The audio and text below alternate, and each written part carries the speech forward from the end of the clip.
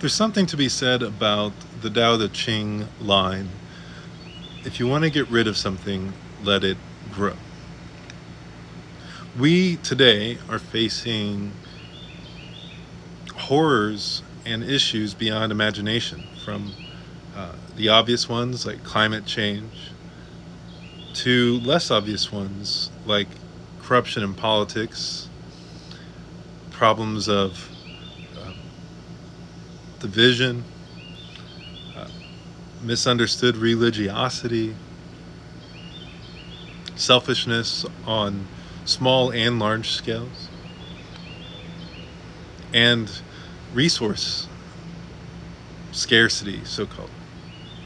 So, today, when we think about this idea of getting rid of something, let it grow, it doesn't make a lot of sense because we see all these things that have grown that we don't really enjoy, that we don't really like, and they haven't disappeared yet.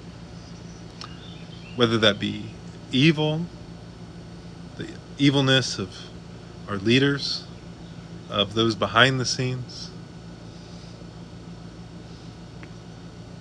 or money. We haven't seen our economic system become something truly empowering. Instead, we live in an upside down, you know, triangle with the billionaires on the bottom collecting all the trickle down economics from the rest of us. And that's really how it works. All our money is being collected, all the wealth, all the GDP, all the productivity.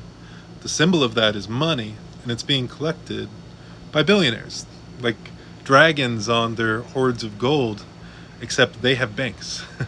So they don't have to show their horns and their wings and breathe fire so obviously. Sometimes they do, by the way, at least symbolically.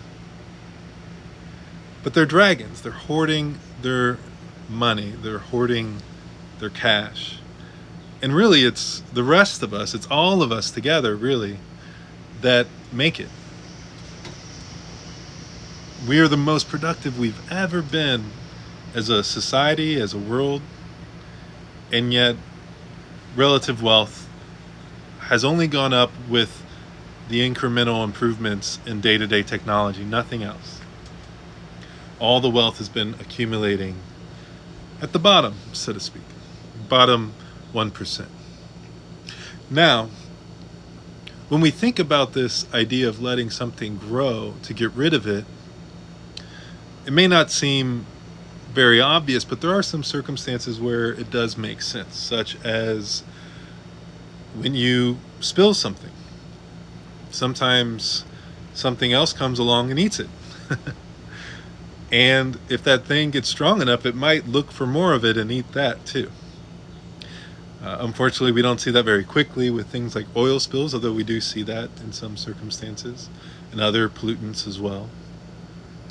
But maybe at some point something gets so big, you could say perhaps the oil spill is all over the earth when one fire can burn it all up. Now, what else it burns at the same time? I mean, that's anyone's guess. It's kind of obvious. Everything would burn. And hopefully that's not true when it comes to the corruption in our politics, in our world, and religious leaders, and our leaders of all kinds, right? Hopefully today, with the democratization of popularity via TikTok, via YouTube before that, and Instagram, and whatever comes next, we will find that really we're all leaders in our own right. We all have a niche and something to say. I know you do. I know you do. Even if you don't think that of yourself, I know you do. We're all original in our own way. I don't care how infinite the universe is. There is no exact copy of anyone out there. What would be the point, really? I know for some that's not enough of a reason, but okay, let's say the universe is so big, there's a bunch of you out there, bunch of you, all having made the same decisions up until now, and many others that have varying decisions. What will you learn from all those copies of yourself? Will you see where things have gone wrong? Maybe imagining that you've made the same mistake a million times in different lives is enough for this us, this you, to get over it. And that's where perhaps we see the wisdom of the Tao Te Ching in the line, let it grow if you want to get rid of it, shine. Sometimes we can see this true for ourselves when it comes to mind, over analyzing, overthinking. When someone really lets that go, lets it grow, it can go, the opposite way. It can disappear. They have a break, they awaken, they go into a coma, they fall asleep, whatever it is. We can see that working in some circumstances, but often we're just mired down. However, I do think that seeing that we're done with something as it balloons, whether it's overthinking, whether it's the corruption in politics, whatever it is, that can be the spark that burns the whole thing away. So what is it for you? What is that thing outwardly? And whether it's your own actions or actions of the world. What's the thing inwardly in your head? The thing you struggle with, the thing perhaps you're addicted to. Maybe you don't want to see it. The thing that keeps you from doing all those other things that you might want to do.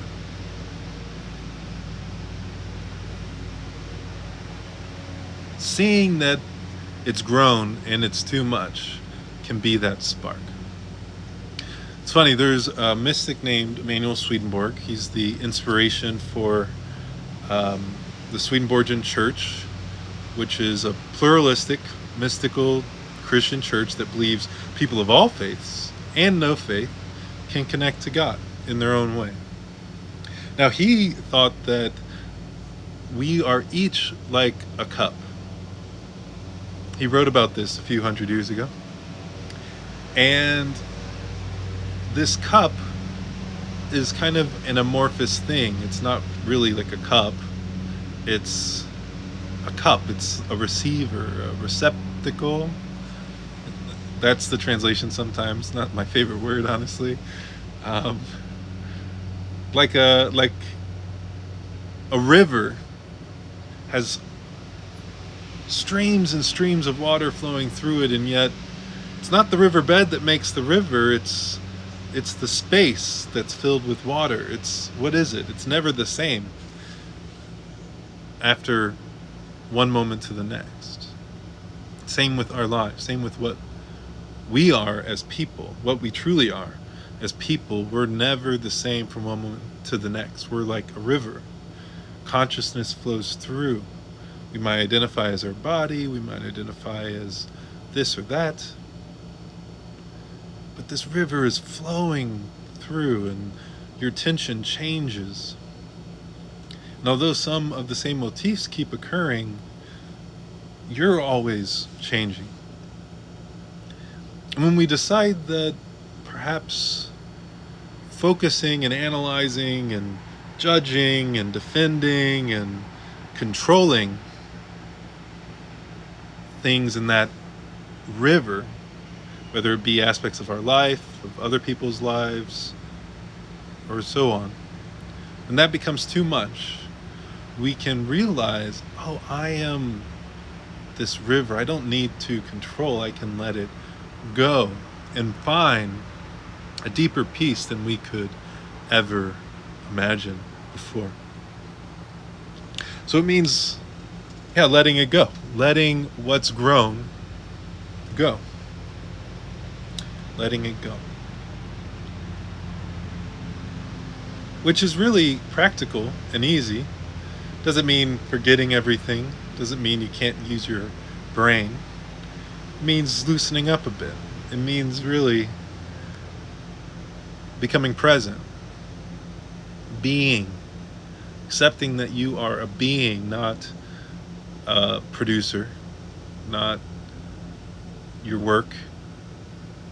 You are first and foremost a being. You receive your decisions in a way. You receive them. We are all different due to the gift of our births, genetics, circumstances. We didn't spell this out in this life, at least. And even if we did, our decisions, where did they come from ultimately? We're human beings. We have DNA. We have all of this given to us in every given moment, outside of our control, just here.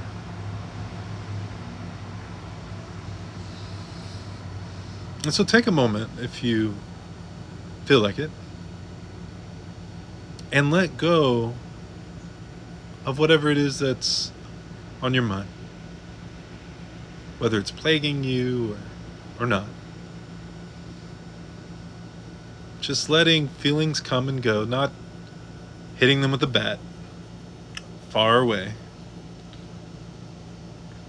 Just letting them wash through and by you.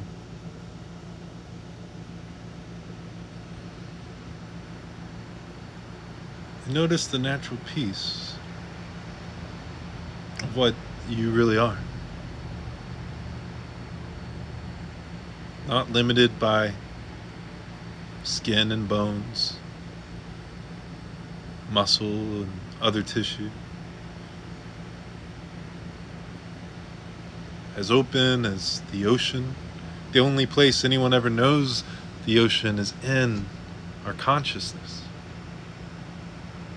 The only place anyone ever knows a friend, a lover, an enemy, a pet, a home, a car, the trees, the air, spaciousness, solidity,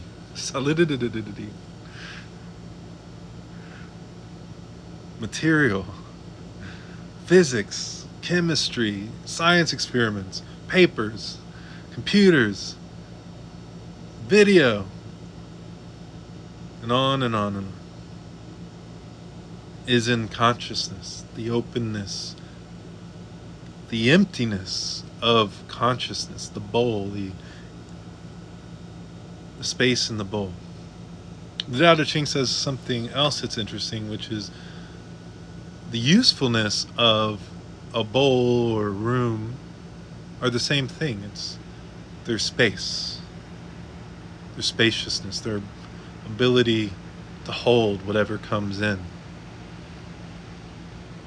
I think it's Rupert Spira who often said, and still does probably, like that room or that bowl, whatever comes in isn't held on to as it leaves. It's just allowed to go. That creates the peace that's inherent to that room. If you try to leave a room and something grabbed you, you'd be like, that place is haunted. What is going on in that room? I'm not going back in that room. At least not, without some kicking and screaming. We're like that haunted room. We're always grasping, looking for what's next, wanting to consume and, The analogy is really good, isn't it? It's kind of funny. We're like a haunted room, everybody.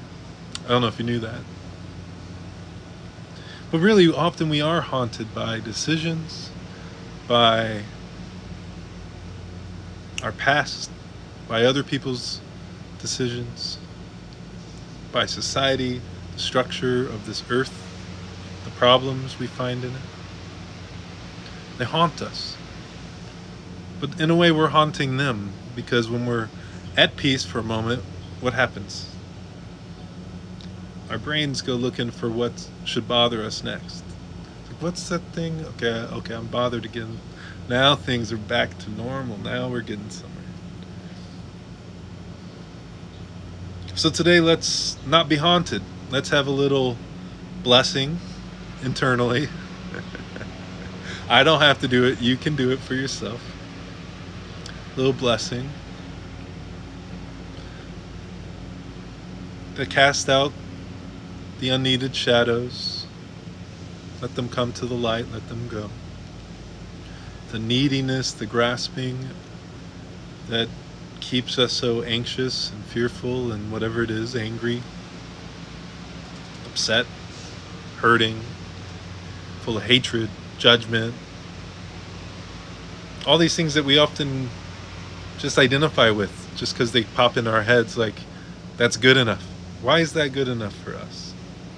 Why is that good enough for Donald Trump? Why is that good enough for me? Why is that good enough for Biden? Why is that good enough for everyone in this earth? For Elon Musk and for everyone not touched by the goddess's peace, by God's wholeness, by the Prince of Peace known as many things. Many things. Christ, and Krishna,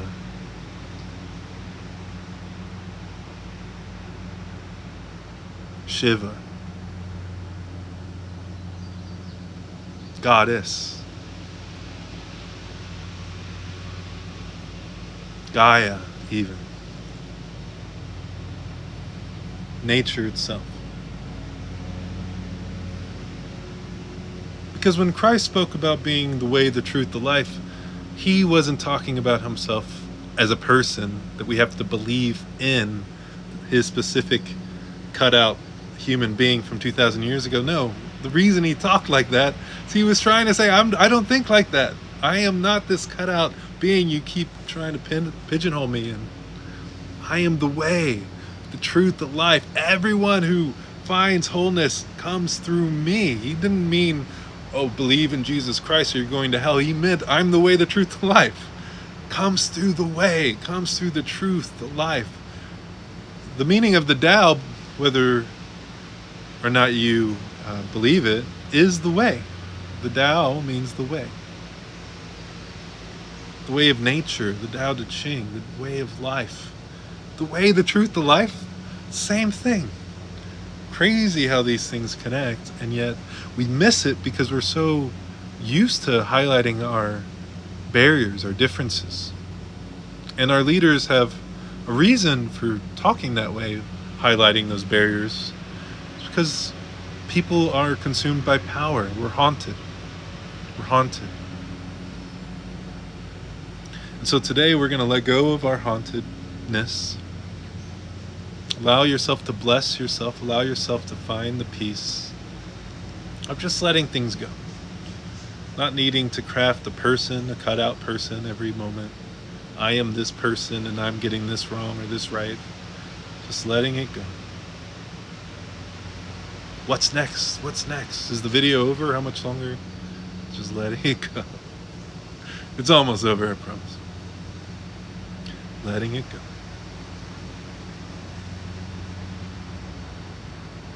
And finding that really you don't need anything. This part of you that's so whole, complete, and just is the I am that God gives us, that God is in us. As Jesus said, heaven is within you. He didn't say, oh, you're going to find it when you eat my flesh or whatever. No, he didn't say that. He said heaven is within you. Turn to within you. When Jesus talks about eating and eating his flesh and blood, I mean, it sounds kind of gross, right? Sometimes, unless we're used to those ideas. And it sounds beautiful.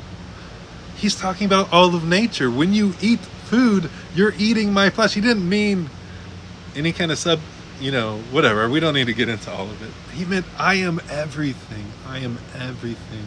And so are you. So are you. Do things in remembrance of me, knowing that I am the way, the truth, the life. It wasn't meant to be personal. And he didn't mean for you to feel guilty for doubting whether or not 2,000 years ago he rose from the dead. He didn't want that. In fact, none of these awakened beings want that guilt want that pressure on you.